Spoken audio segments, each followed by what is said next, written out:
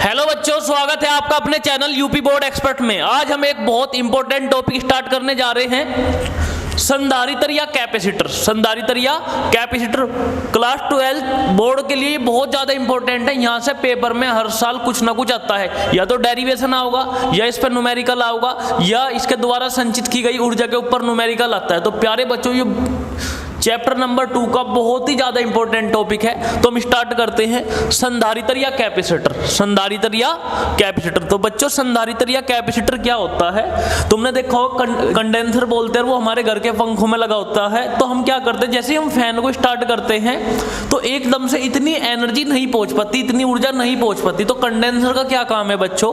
Condenser उसे किसी क्षण ऊर्जा दे देता है। मान लो किसी भी चीज को शुरू में चलाने के लिए बहुत ज्यादा एनर्जी की जरूरत पड़ती है, तो जैसे ही हम स्विच ऑन कर देते हैं तो एकदम से बहुत ज्यादा ऊर्जा नहीं पहुंच पाती।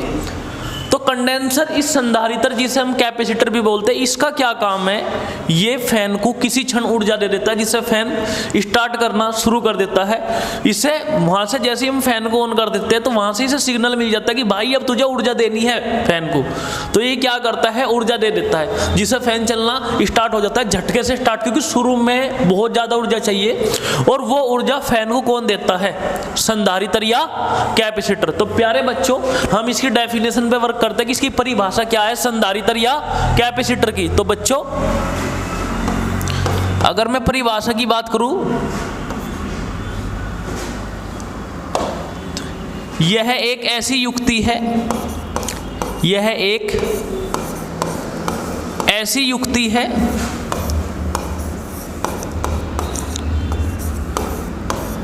यह एक ऐसी युक्ति है जो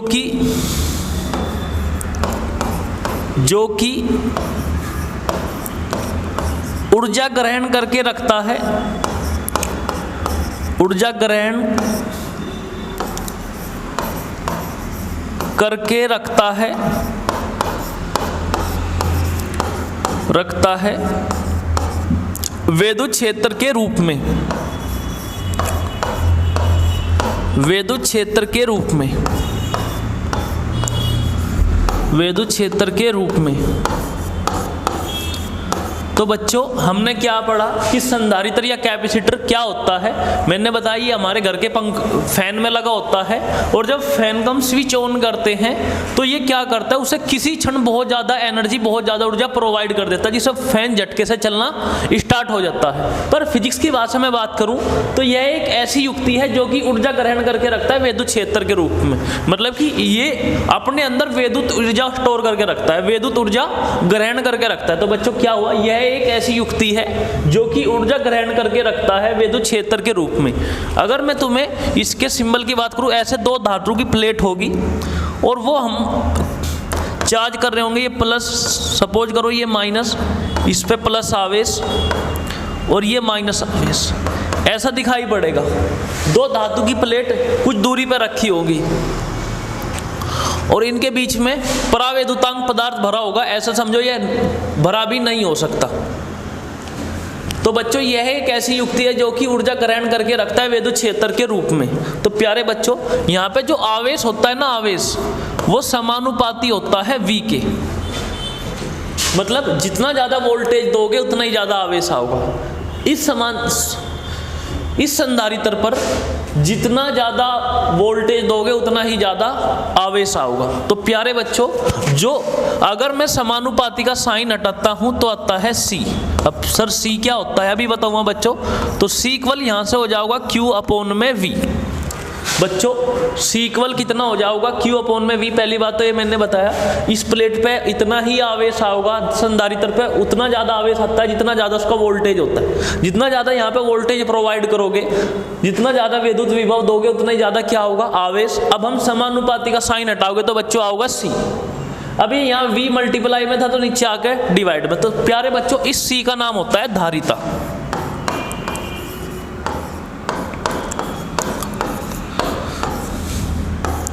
जिसे इंग्लिश में बोलते हैं कैपेसिटेंस।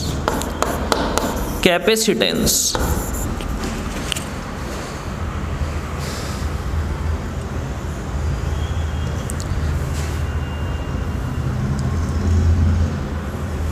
बच्चों इस C का नाम है कैपेसिटेंस। कैपेसिटेंस मतलब धारिता। बच्चों मैंने ये तो बताया तुम्हें वोल्टेज देने पे इस पे आवेश आना शुरू हो जाएगा, पर सर आवेश कितना होगा, तो वो चीज ही धारिता है। आवेश को ग्रहण करने की क्षमता को बोलते हैं धारिता। आवेश को ग्रहण करने की क्षमता को क्या बोलते हैं बच्चों, धारिता। तो हम यहां से लिख लेंगे कि धारिता है सर आवेश को ग्रहण करने की क्षमता। आवेश को ग्रहण करने की क्षमता को, आवेश को ग्रहण करने की क्षमता को धारिता कहते हैं। धारिता कहते हैं।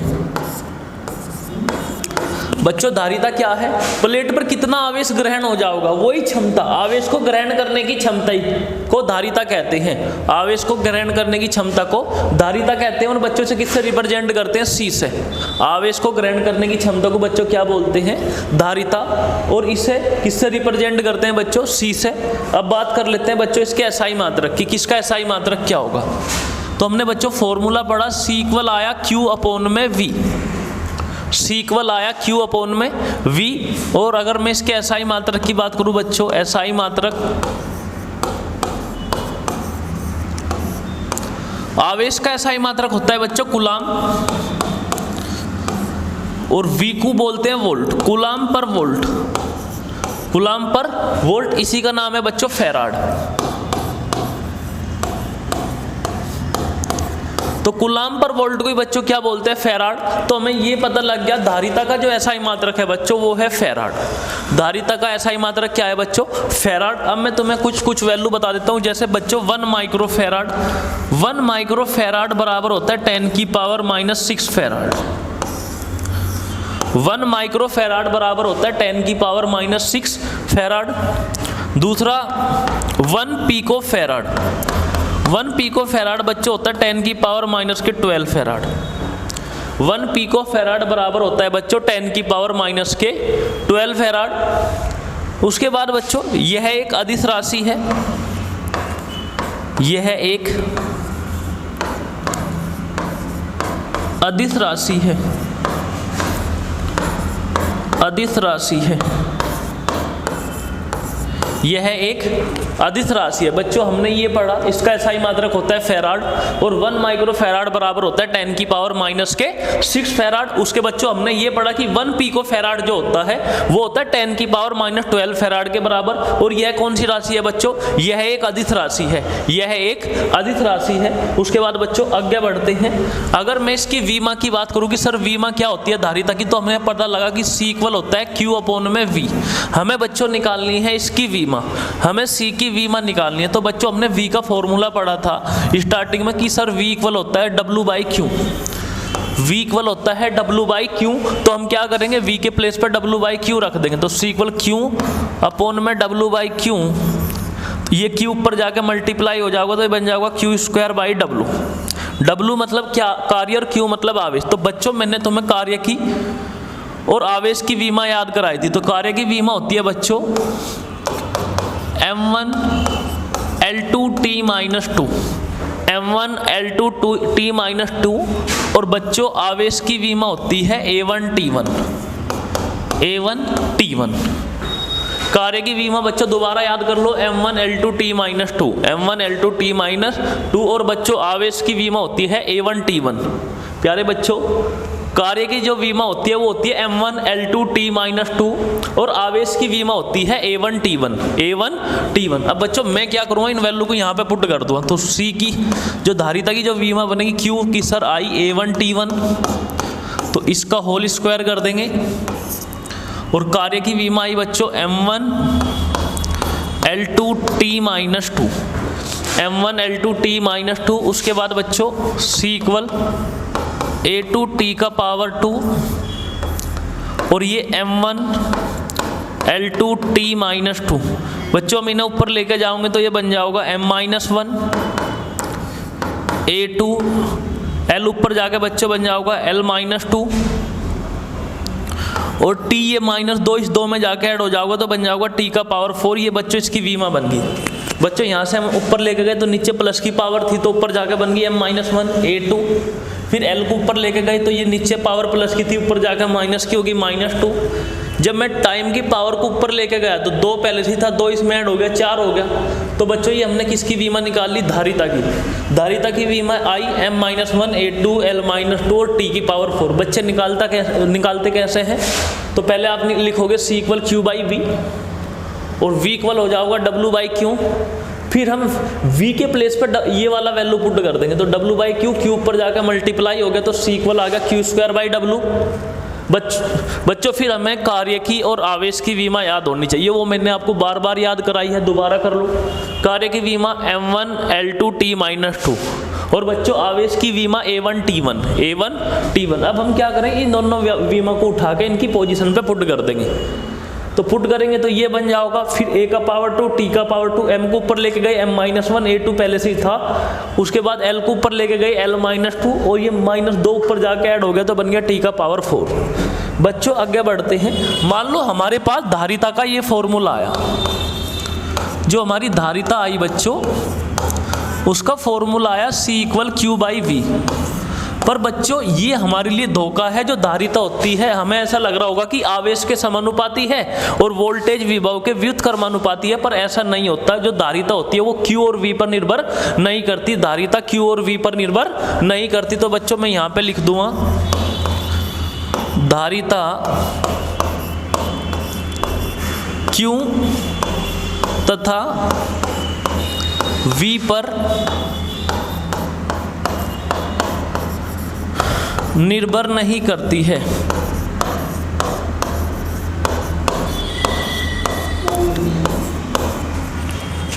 धारिता Q तथा V पर निर्भर नहीं करती है। धारिता Q तथा V पर निर्भर नहीं करती है। तो फिर बच्चों निर्भर किस पर करती है? धारिता संधारित्र के आकार पर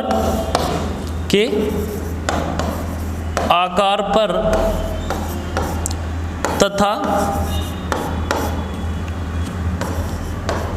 चारों ओर के माध्यम पर निर्भर करती है। चारों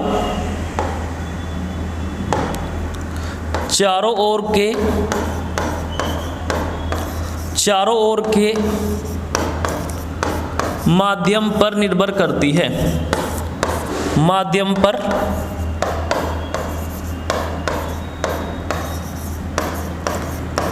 निर्भर करती है। बच्चों मैंने क्या बताया, जो धारिता होती है ना वो Q और V पे निर्भर नहीं करती। हमें यहाँ से दिखाई पड़ रहा है कि Q के समानुपाती है और V के व्युत्क्रमानुपाती है, जबकि ऐसा नहीं होता। जो धारिता होती है Q तथा V पर निर्भर नहीं करती। धारिता संधारित्र के आकार पर तथा चारों ओर के माध्यम पर निर्भर करती है। धारिता संधारित्र के आकार पर निर्भर करती है तथा चारों ओर के माध्यम पर निर्भर करती है। उसके बाद बच्चों आगे बढ़ते हैं, एक क्वेश्चन करते हैं।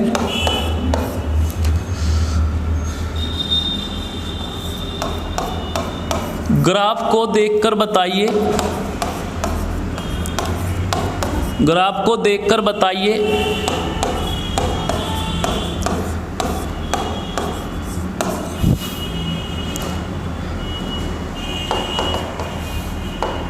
ग्राफ को देखकर बताइए ए तथा बी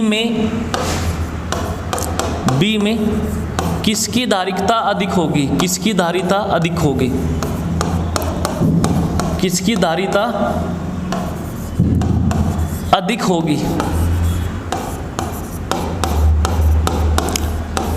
ग्राफ को देखकर बताइए ए तथा बी में किसकी धारिता अधिक होगी। तो बच्चों हमें क्वेश्चन दिया गया,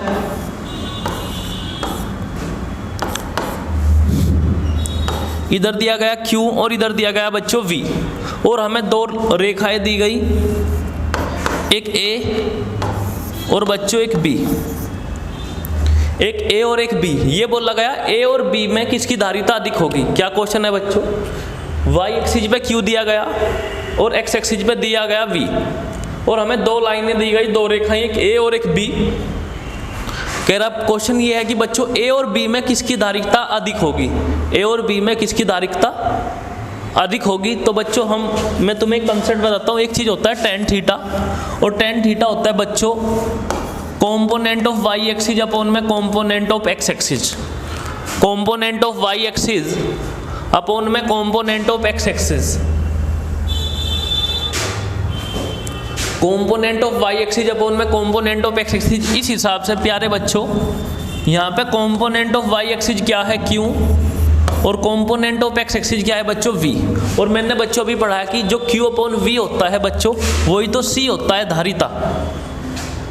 हाँ सर, तो उसके बाद बच्चों यहाँ देखो ये एंगल है थीटा बी, ऐसा लेट कर लो, और ये वाला एंगल बच्चों बन जाएगा थीटा ए। हमें क्लियरली दिखाई पड़ रहा है जो थीटा ए है वो ज़्यादा है थीटा बी से। थीटा ए बच्चों किससे ज़्यादा है, थीटा बी से। तो हम ये बोल सकते हैं कि जो टेन थीटा ए है वो ज़्यादा होगा टेन थीटा बी से। बिल्कुल सर, टेन थीटा ए ज़्यादा होगा किससे, टेन थीटा बी से। उसी हिसाब से जो टेन थीटा है वो सी के बराबर हुआ, तो ए की धारिता सर ज़्यादा हो जाओगी बी की धारिता से। ए की धारिता किससे ज़्यादा हो जाओगी बच्चों, बी की धारिता से। बच्चों ये क्वेश्चन यहीं पे खत्म होता है कि ए की धारिता ज़्यादा होगी और बी की धारिता कम होगी। उसके बाद बच्चों चलते हैं नेक्स्ट क्वेश्चन पे।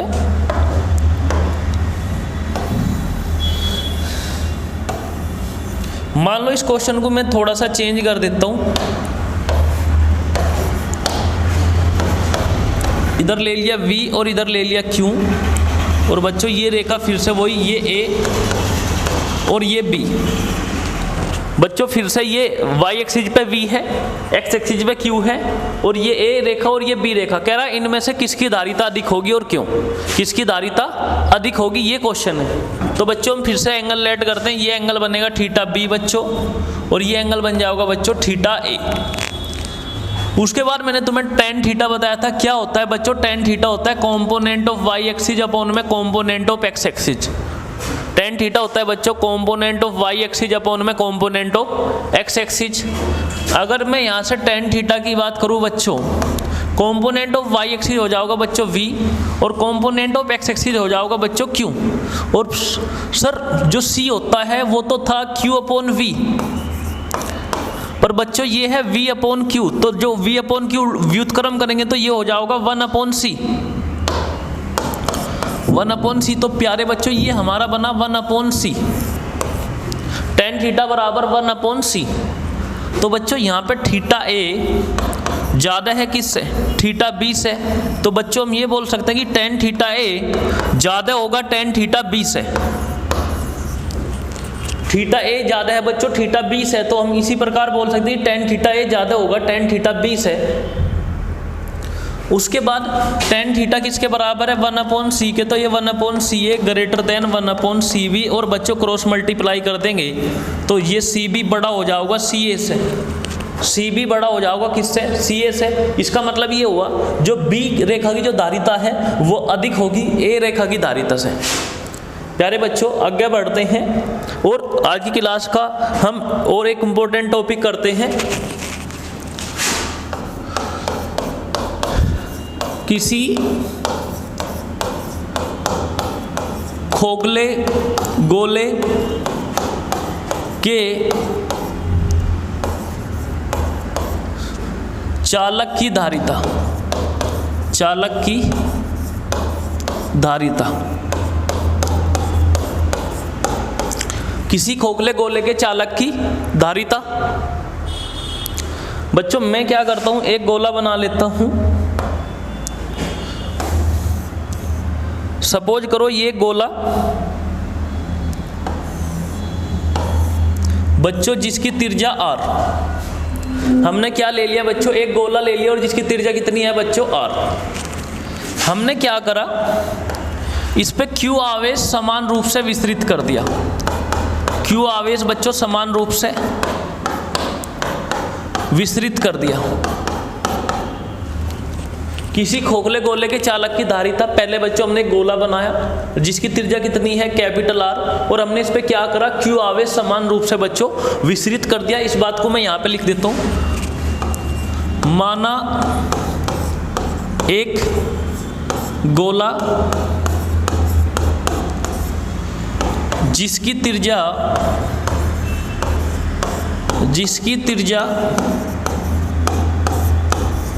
कैपिटल आर है। माना एक गोला जिसकी त्रिज्या कैपिटल आर है, इस पर क्यू आवेश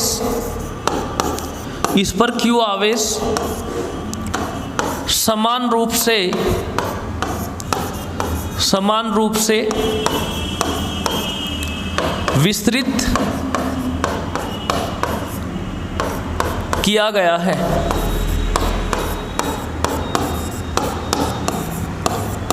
प्यारे बच्चों, क्या लिखा? माना एक गोला जिसकी त्रिज्या कितनी है?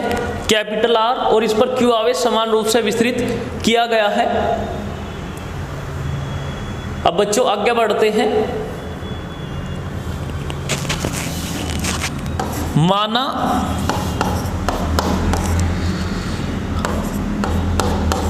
गोले की धारिता C है। माना गोले की धारिता C है, तो बच्चों C इक्वल कितना होता है कि सर Q अपॉन में V। C होता है बच्चों Q अपॉन में V। C होता है बच्चों Q अपॉन में V, और इसे मान लेंगे समीकरण नंबर 1। बच्चों हमने पढ़ा था कि जो विद्युत विभव होता है वो होता है KQ अपॉन में R। KQ अपॉन में R। किसी भी गोले की पृष्ठ पर जो विद्युत विभव होगा वो होगा बच्चों KQ अपॉन में R। KQ अपॉन में R। उसके बाद K का वैल्यू पुट कर देंगे बच्चों, ये आ जाएगा 1/4 pi epsilon not Q upon R। K का वैल्यू पुट करा 1/4 pi epsilon not Q upon R। V का मान समीकरण 1 में रखने पर, V का मान समीकरण 1 में रखने पर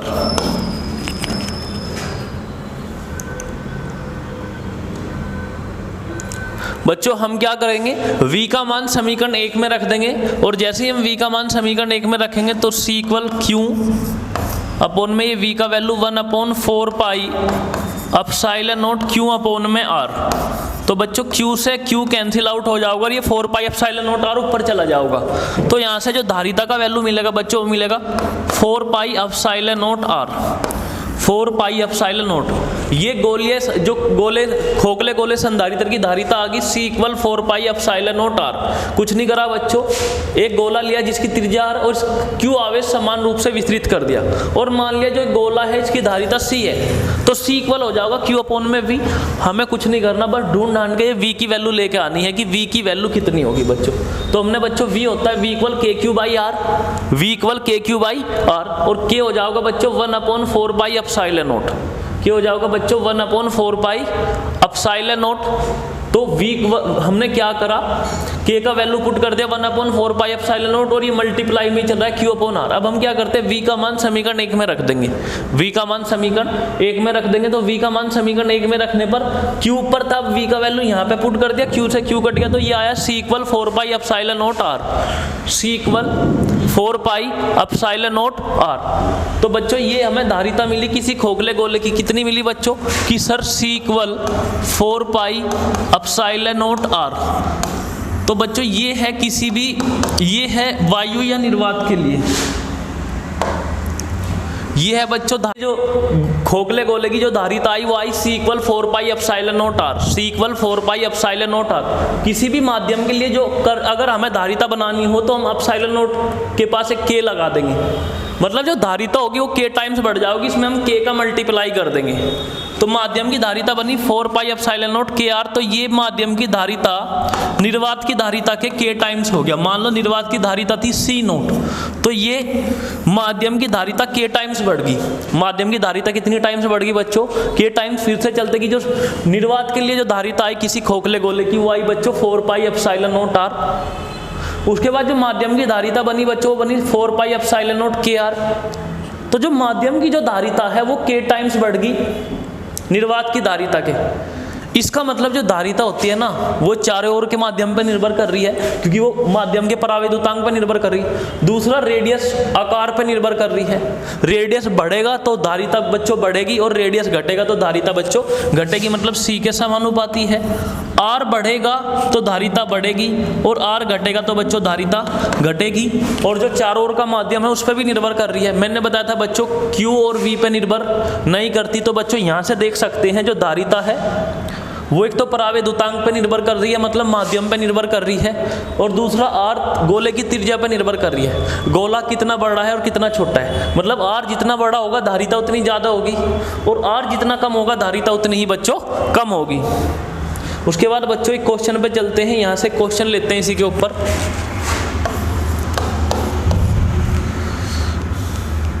माना 27 गोले की बूंद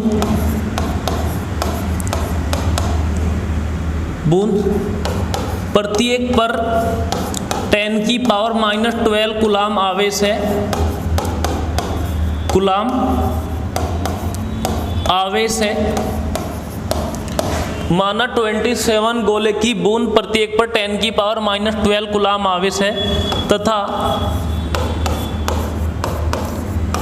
प्रत्येक की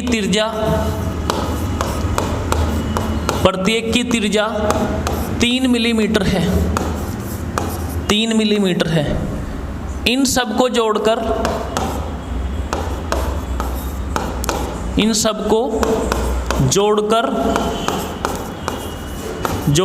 एक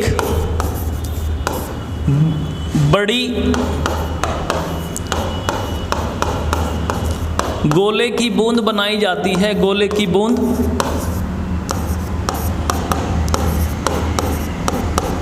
बनाई जाती है। तब बड़ी बूंद की त्रिज्या आवेश धारिता तथा विभव ज्ञात कीजिए, विभव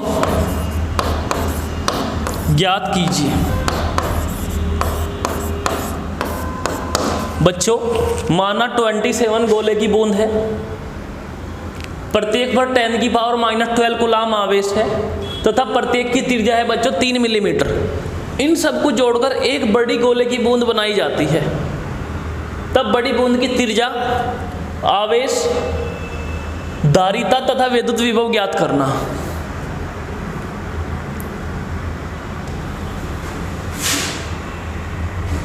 तो बच्चों करते हैं स्टार्ट। बच्चों हमें गिवन क्या क्या दिया है सर? 27 गोले की बूंद है, प्रत्येक पर जो छोटी बूंद है, मान लो जो स्मॉल ड्रॉप है, मैं छोटी बूंद को बच्चों दिखा रहा हूँ एस से, एस मतलब स्मॉल ड्रॉप, प्रत्येक पर कितना आवेश है 10⁻⁻12 कूलाम। उसके बाद छोटे वाले की जो त्रिज्या है आर एस बच्चों वो है 3 मिलीमीटर। तो ये हो जाएगा 3 × 10⁻³ मिलीमीटर। मिलीमीटर को हटाऊंगा मीटर में बदलूंगा तो 10⁻³ से बच्चों मल्टीप्लाई कर दूंगा। उसके बाद बच्चों अगर हम 27 गोले की बूंद प्रत्येक पे कितना आवेश है 10⁻12 कूलाम और इनकी त्रिज्या है 3 मिलीमीटर, अगर हम इन्हें जोड़कर एक बूंद बनावे, मान लो ये छोटी छोटी 27 गोले की बूंद, अब इन्हें जोड़ के हमने एक बड़ी बूंद बनाई। 27 छोटी छोटी गोले की बूंद को जोड़ के एक बड़ी गोले की बूंद बनाई, तो जो 27 टाइम्स एक छोटी बूंद का जो आयतन होगा वो बड़ी बूंद के आयतन के बराबर होगा। V मतलब बच्चों आयतन। ऐसे लिख लेते हैं बच्चों जिससे तुम्हें और ज्यादा समझ में आवे। 27 टाइम्स छोटी बूंद का आयतन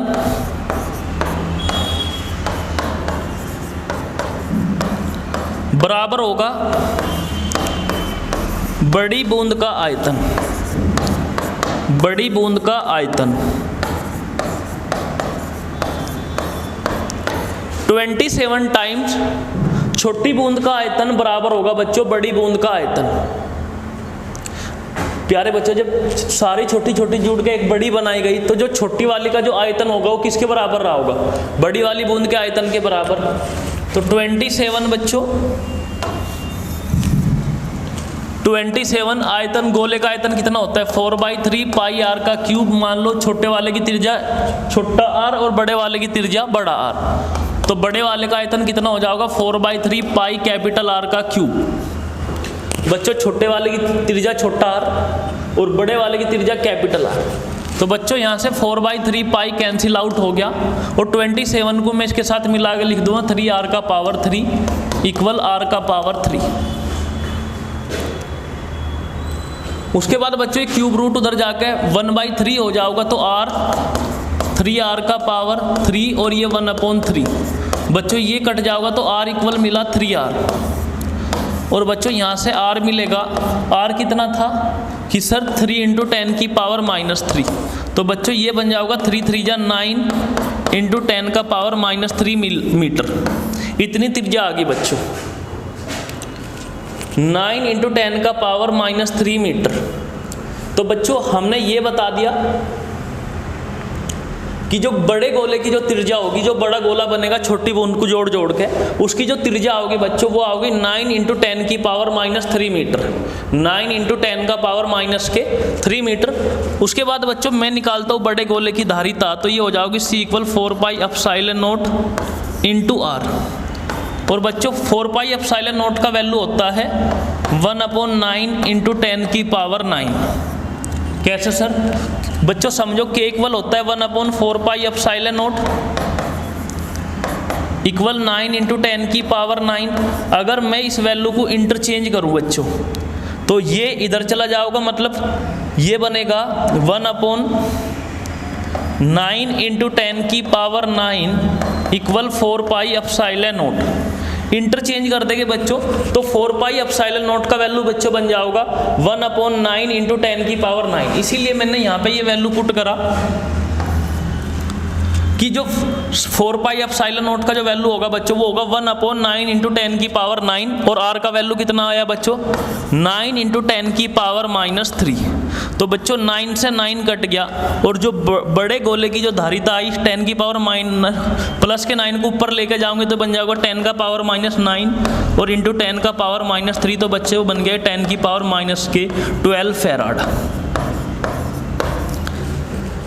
इतनी धारिता आई तो बच्चों हमने क्या क्या निकाल लिया कि सर एक तो बड़े गोले की त्रिज्या निकाल ली, वो आ गई 9 × 10 की पावर -3 मीटर। दूसरा बड़े गोले की धारिता निकाल गई, -9 में -3 जोड़ोगे तो -12 फैराड। उसके बाद बच्चों आगे चलते हैं। अगर मैं बड़े गोले पे आवेश की बात करूं तो बच्चों 27 टाइम्स हो जाओगी छोटे गोले पे आवेश की। बड़े गोले पे जो आवेश होगा बच्चों वो 27 टाइम्स होगा छोटा। B मतलब बड़ा ऐसा समझो और S मतलब स्मॉल छोटा। तो बिगर ड्रॉप मतलब बड़े गोले पे जो आवेश होगा छोटे वाले पे कितना था बच्चों? 10 की पावर -12 कूलाम। तो बड़े वाले पे बन गया बच्चों 27 × 10 की पावर -12 कूलाम। इतना आवेश बन जाएगा बच्चों। तो बच्चों हमने 3 पार्ट निकाल लिए। एक तो गोले की त्रिज्या निकाल ली, गोले की धारिता निकाल ली कि 27 छोटी बूंद को जोड़ के एक बड़ी बूंद बनाई गई तो उसकी धारिता कितनी होगी? तो बच्चों धारिता आई 10 की पावर -12 फैराड। आवेश कितना है बच्चों? 27 × 10 की पावर -12 कूलाम, क्योंकि एक पे था 10 की पावर -12 कूलाम, तो 27 पे कितना हो जाओगे? तो 27 पे मल्टीप्लाई कर देंगे। ऐसा समझो बच्चों एक पेन 3 रुपए का, तो 5 कितने के? तो 5 से उसकी मल्टीप्लाई कर देंगे। 3 × 5 = 15, तो 15 रुपए का हो जाएगा। उसके बाद बच्चों हमें धारिता का फॉर्मूला याद है, C इक्वल होता है Q/V। तो यहाँ से अगर मैं V लिखूँ तो बच्चों ये हो जाएगा Q/C। तो बड़े गोले की धारिता बच्चों, बड़े गोले का आवेश और बड़े गोले का वोल्टेज अगर निकालना है तो बड़े गोले का आवेश और बड़े गोले की धारिता। आवेश कितना आया बच्चों? 27 × 10 की पावर -12 और धारिता कितनी आई बच्चों? 10 की पावर -12। 10 की पावर -12 से 10 की पावर -12 खत्म हो गया, तो बच्चों ये बन गया 27 वोल्ट। कितना बच गया बच्चों? 27 वोल्ट बना। तो प्यारे बच्चों ये क्वेश्चन यहीं खत्म होता है। हमने कुछ नहीं करा बच्चों, बहुत ही इजी था इस क्वेश्चन को करना। मैं दोबारा समझा देता हूँ कि हमें 27 छोटी छोटी बूंदें दी गई, प्रत्येक बूंद पे था 10 की पावर माइनस के 12 कूलाम आवेश और प्रत्येक की त्रिज्या थी 3 मिलीमीटर। उन्हें 27 को जोड़ के एक बड़ी बूंद बनाई गई, गोले की बूंद। बोला गया बड़ी बूंद की त्रिज्या, उस पर कितना आवेश आओगा, उसकी धारिता कितनी होगी और कितना वोल्टेज आओगा। तो बच्चों 27 छोटी छोटी बूंद का जो आयतन होगा वो बड़ी बूंद के आयतन के बराबर होगा। तो हमने क्या करा, 27 टाइम छोटी बूंद का आयतन, तो गोले का आयतन होता है बच्चों 4/3 पाई आर का क्यूब। तो हमने यहाँ लिखा 4/3 पाई आर का क्यूब और छोटा आर लिया क्योंकि छोटी बूंद थी। बड़ी बूंद के लिए बड़ा आर, 4/3 पाई आर कट गया तो ये बच्चा बच्चों 27 आर का क्यूब।